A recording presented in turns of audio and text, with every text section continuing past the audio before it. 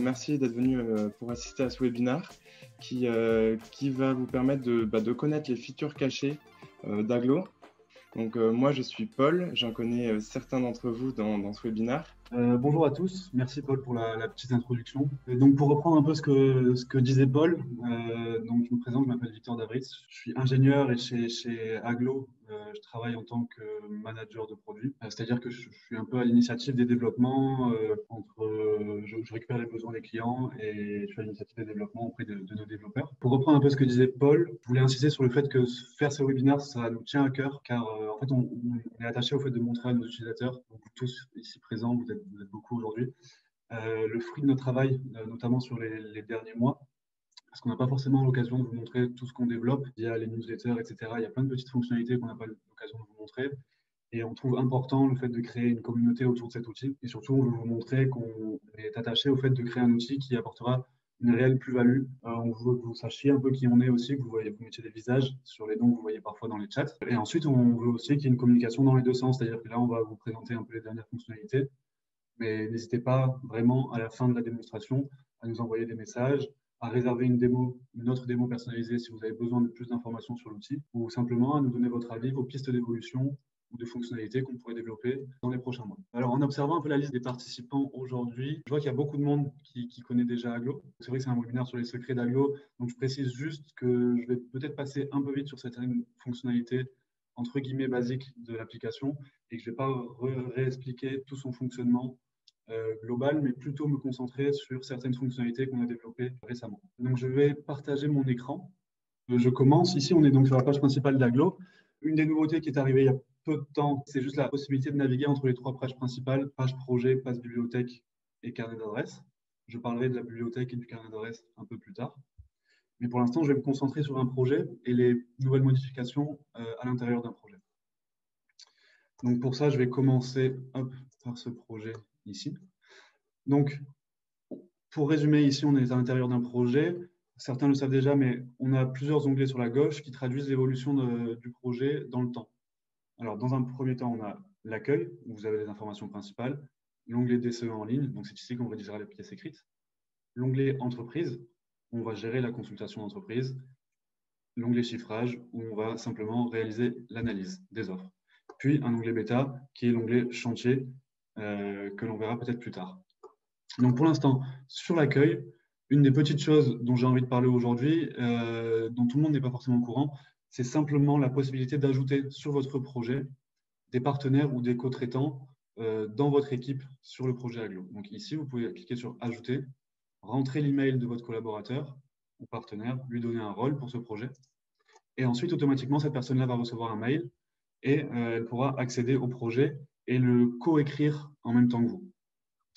Donc, c'est-à-dire qu'elle va pouvoir écrire CCTP, DPGF, mais également gérer la consultation et l'analyse des offres, bien sûr. Donc ça, c'est une petite fonctionnalité que tout le monde ne connaît pas et qui est, bon, bien sûr, un peu évidente, mais quand même sympathique. Je passe au second onglet, l'onglet DCE en ligne. Donc, c'est ici qu'on rédige les pièces écrites. Une des nouveautés importantes qui avait souvent été demandée, qui est assez gadget, mais qui est quand même assez sympa, c'est la possibilité de changer aujourd'hui les icônes sur les lots que l'on vous propose. C'est-à-dire qu'initialement, avant qu'on fasse cette fonctionnalité-là, nous vous proposions des lots Aglo qui avaient leurs icônes, et ensuite vous pouviez créer les lots que vous vouliez en leur donnant le nom que vous voulez, et vous étiez bloqué sur le fait de pouvoir leur ajouter une icône. Aujourd'hui, ce n'est plus le cas, il vous suffit de cliquer sur l'icône d'un projet. On vous propose une petite fenêtre avec toutes les icônes que nous proposons. Et si vous cliquez dessus, vous changez directement. Et ça vous permet une certaine personnalisation de l'application, en tout cas du projet. Une autre fonctionnalité bien plus intéressante et qui permet vraiment de la souplesse dans l'utilisation d'Aglo, ça va être la multi-sélection de postes. Donc ça, c'est assez nouveau. Ce n'est pas forcément évident à voir au premier coup d'œil si vous n'avez pas été au courant qu'il y a eu une mise à jour. Mais lorsque vous passez votre souris sur le numéro d'un poste, vous allez voir ici une petite checkbox apparaître, vous la voyez, qui vous permet de cliquer sur le poste et de le sélectionner. Là, je sélectionne un poste, j'en sélectionne 2, j'en sélectionne 3. Et au moment où j'ai sélectionné des postes, en haut dans le bandeau, sont apparues certaines icônes. Ces icônes-là me permettent d'affecter des actions sur les postes que j'ai sélectionnés. Donc, en quoi c'est intéressant? C'est intéressant parce que, par exemple, auparavant, on ne pouvait pas déplacer des postes d'un lot à un autre. Cette fonctionnalité-là vous le permet et elle vous permet de le faire sur plusieurs postes d'un coup. Donc, c'est vraiment intéressant pour réorganiser tout son DCE. Donc, par exemple, ici, j'ai 3 postes que j'ai sélectionnés. Je peux les déplacer dans un autre lot en cliquant ici, puis en choisissant le lot vers lequel je veux les déplacer. Mais il y a d'autres options qu'on peut aussi affecter à ces postes. On peut les dupliquer, on peut les supprimer tous d'un coup, on peut les envoyer vers la bibliothèque. Envoyer vers la bibliothèque, je vous explique juste après à quoi ça sert et quel est le fonctionnement de la bibliothèque et son intérêt.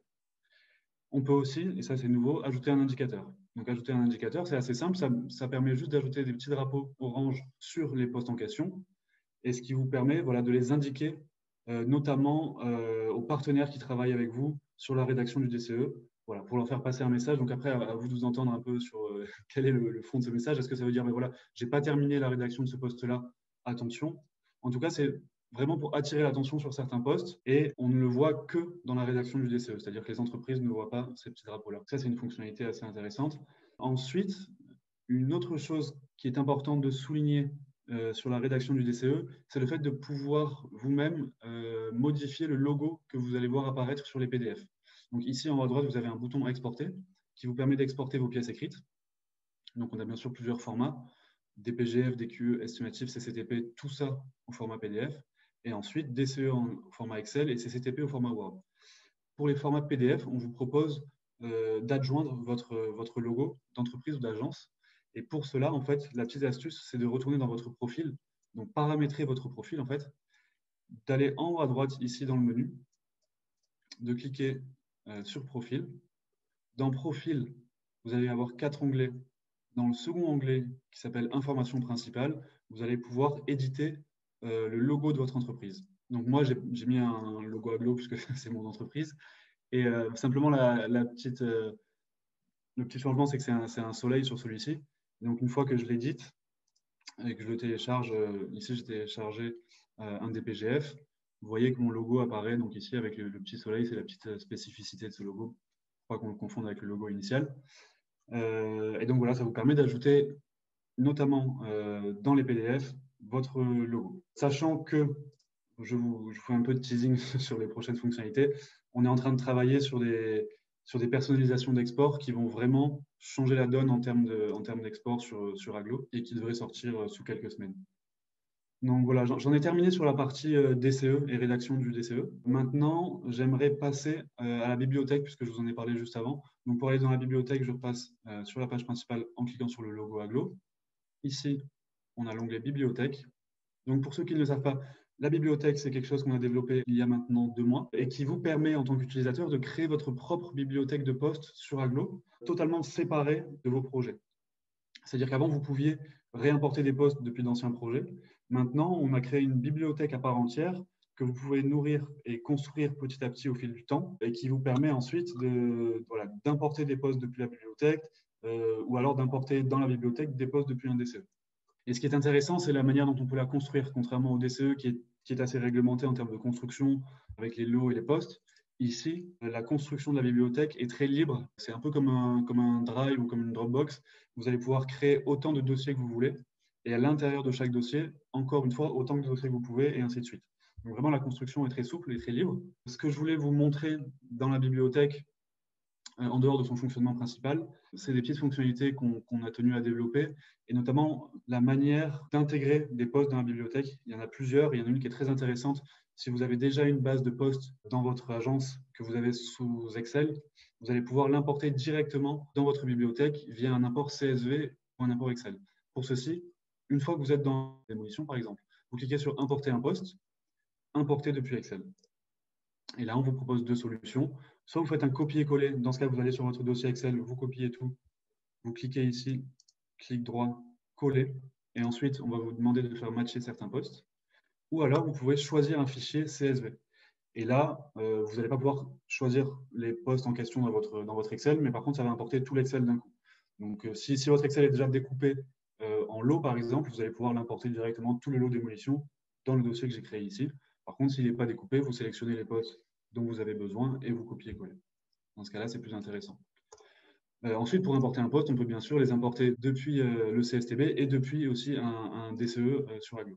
Donc, depuis le CSTB, c'est bien sûr dans le cas où vous êtes en licence pro ou intégrale. vous allez pouvoir importer un post avec son descriptif pré-rempli par le CSTB. De la même manière qu'on peut changer les icônes sur un lot du DCE, on peut également changer une icône sur un dossier de la bibliothèque. Vous voyez ici que j'ai une icône sur mon dossier de démolition. Alors là, j'ai mis une icône piscine, ce n'est pas forcément intéressant. Je vais plutôt mettre un casque pour la démolition. Donc voilà, ça on peut le faire et ça vous permet d'apporter un peu de personnalisation à votre bibliothèque. Ensuite, chose très importante pour la bibliothèque qui va vous permettre de capitaliser entre guillemets sur votre travail et d'en faire profiter vos collaborateurs et partenaires, c'est la possibilité de partager votre bibliothèque. Donc ici dans le bandeau, vous avez un gros bouton bleu « Partager ma bibliothèque ». Pour cela, il vous suffit d'ajouter l'adresse mail de l'utilisateur en question. S'il n'a pas de compte, ce n'est pas grave, dans le mail qu'on lui enverra, on lui propose de créer son compte et dès qu'il l'aura créé, il aura votre bibliothèque sur son profil. S'il a déjà un compte, c'est parfait, il reçoit un mail, il clique, la bibliothèque est ajoutée sur son profil. Qu'est-ce qu'il peut faire ensuite? Comment est-ce que ça fonctionne? Bien, c'est assez simple. Moi, vous voyez, par exemple, si je retourne sur la bibliothèque, on m'a déjà partagé une bibliothèque ici. Et donc, voilà comment elle s'affiche. On a toujours dans un premier temps votre bibliothèque personnelle et ensuite s'ajoutent les bibliothèques que l'on vous partage, sachant que les bibliothèques que l'on vous partage, c'est un partage entre guillemets en direct, c'est-à-dire que la personne qui détient la bibliothèque, si elle ajoute un post, celui-ci apparaît de votre côté. Mais vous n'avez pas la main dessus. C'est-à-dire que vous êtes simplement en visualisation de la bibliothèque d'un partenaire. Par contre, vous allez pouvoir importer ces posts dans vos DCE, etc.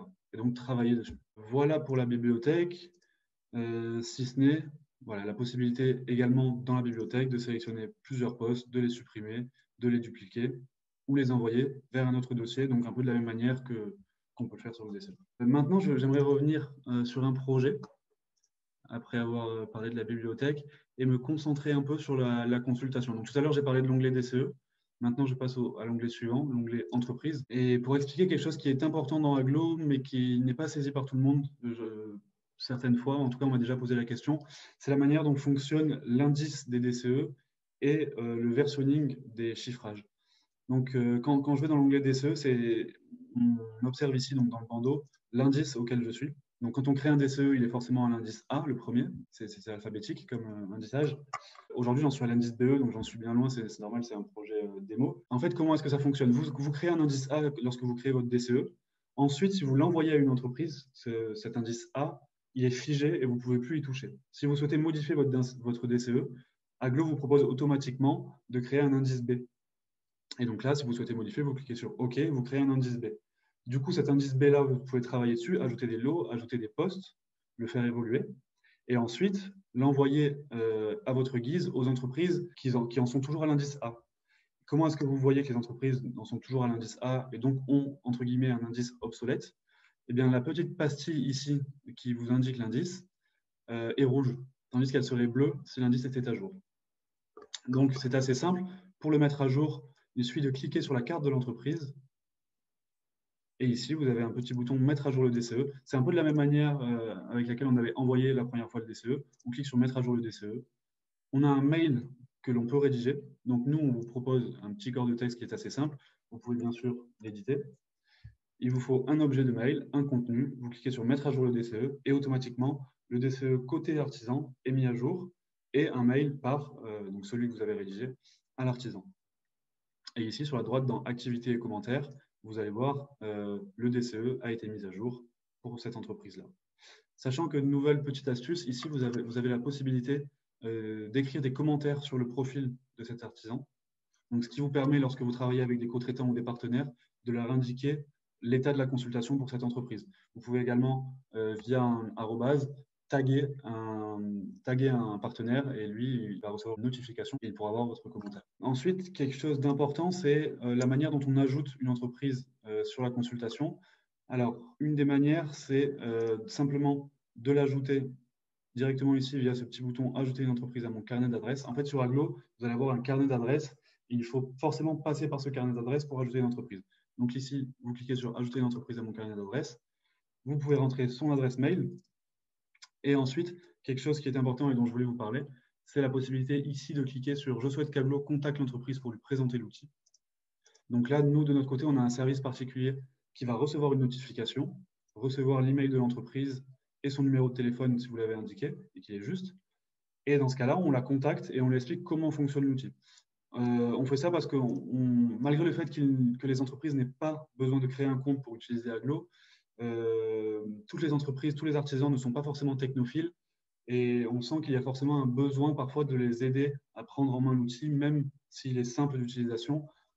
C'est toujours important de leur expliquer dans un premier temps le fonctionnement de l'outil général et qui est-ce qu'on est comme intervenant, à quoi sert Aglo, et ensuite, un peu plus précisément, comment est-ce qu'ils peuvent ajouter des postes, comment est-ce qu'ils valident leur chiffrage, comment est-ce qu'ils vous l'envoient. Donc voilà, en cliquant ici, vous nous autorisez, entre guillemets, à appeler l'entreprise et à lui expliquer comment fonctionne l'outil. Ensuite, une dernière fonctionnalité que vous avez sur cette page, donc dans la page entreprise, c'est la possibilité de cliquer sur Booster ma consultation et de faire appel au réseau d'entreprises BAM, Because Architecture Matters. Donc c'est un réseau avec lequel on est partenaire sur Aglo. Et donc depuis cette page ici, vous allez pouvoir cliquer sur les corps d'état qui vous intéressent en fonction des corps d'état de votre DCE, choisir les corps d'état dont vous avez besoin pour votre consultation, décrire votre besoin et ensuite nous envoyer la demande. Et là, de la même manière, on reçoit une notification, on prend votre besoin et directement on va vous appeler, vous demander exactement quel est le projet, quelles sont ses spécificités et travailler avec notre réseau d'entreprise pour trouver la meilleure entreprise pour ce projet-là, sachant que je dis la meilleure entreprise, mais généralement, pour une consultation saine, on vous en envoie au moins 2 par corps d'état. On vous en propose en tout cas, au moins 2 par corps d'état. Je vais simplement parler du carnet d'adresses dont j'ai simplement effleuré le sujet juste avant. Voilà, vous avez en haut dans votre bandeau l'onglet carnet d'adresses. Donc c'est ici que vous avez toutes les informations, tous les contacts de vos artisans. Attention, ce n'est pas vos partenaires ou vos co-traitants, c'est seulement vos artisans. Comment est-ce que vous pouvez remplir ce carnet d'adresses? Simplement, soit en ajoutant les entreprises une par une avec ce petit bouton « Ajouter une entreprise ». De la même manière, vous avez la petite checkbox pour qu'on les recontacte, donc comme je vous ai montré. Ou alors via un import CSV. Donc ça, c'est aussi très intéressant si vous avez déjà un carnet d'adresses fourni, par exemple sur votre compte Gmail ou autre, vous exportez un fichier CSV et ensuite vous l'importez dans Aglo. Vous choisissez les fichiers. Nous, on va vous demander simplement de faire matcher les noms avec les noms, les numéros de téléphone, les adresses et on l'importe automatiquement. Vous allez avoir dans Aglo toutes vos adresses mail d'artisans.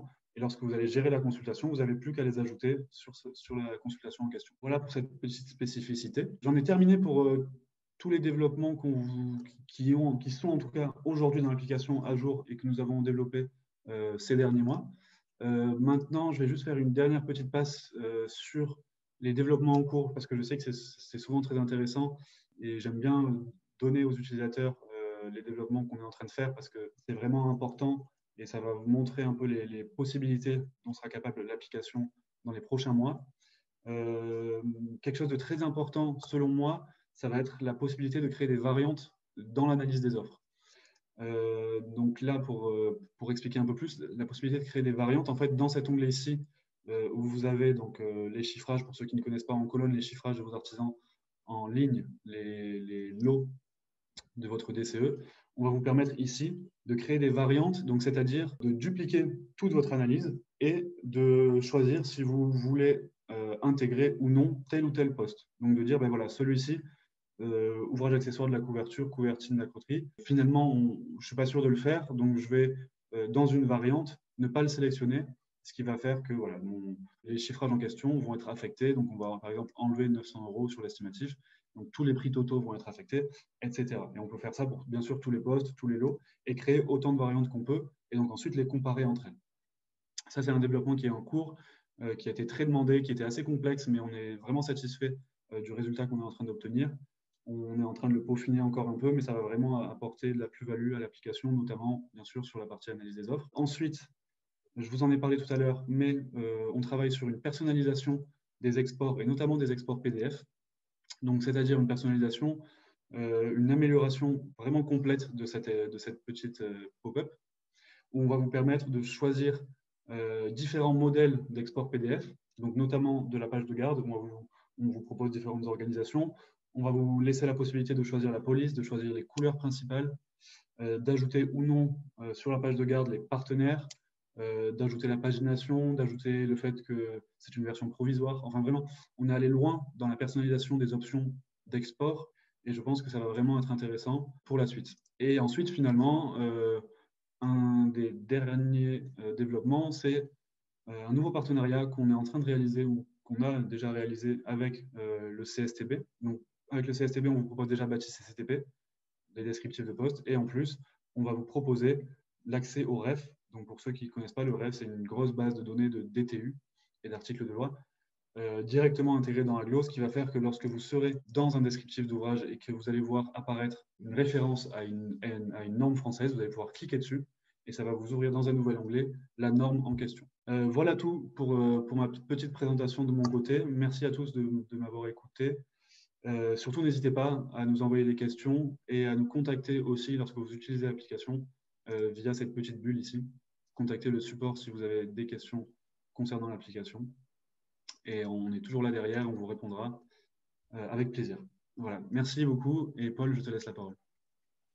Donc, vous l'aurez compris au travers de ce webinaire et au travers des démos qu'on a pu faire tous ensemble ces semaines passées, Aglo, c'est une équipe avant tout humaine. On est toujours disponible pour répondre à vos questions et surtout, on met vraiment un point d'honneur à renforcer cette proximité avec vous afin en fait qu'on puisse développer l'outil directement en lien avec vos besoins. C'est aussi pour ça qu'on prend beaucoup de temps de répondre à vos questions, de voir aujourd'hui quels sont vos besoins, quelles sont les utilisations que vous avez d'Aglo pour vraiment répondre au mieux à ces besoins-là. J'espère que la présentation vous a plu et que je n'ai pas oublié de choses. En tout cas, c'était très intéressant pour nous. N'hésitez pas, je vous ai envoyé le lien pour réserver une démo. N'hésitez pas à réserver une démo. N'hésitez pas également, si vous avez des questions lors de l'utilisation, à cliquer sur la petite bulle en bas à droite et à nous poser directement les questions que vous avez. Merci beaucoup de nous avoir suivis et passez une excellente journée. Merci à tous.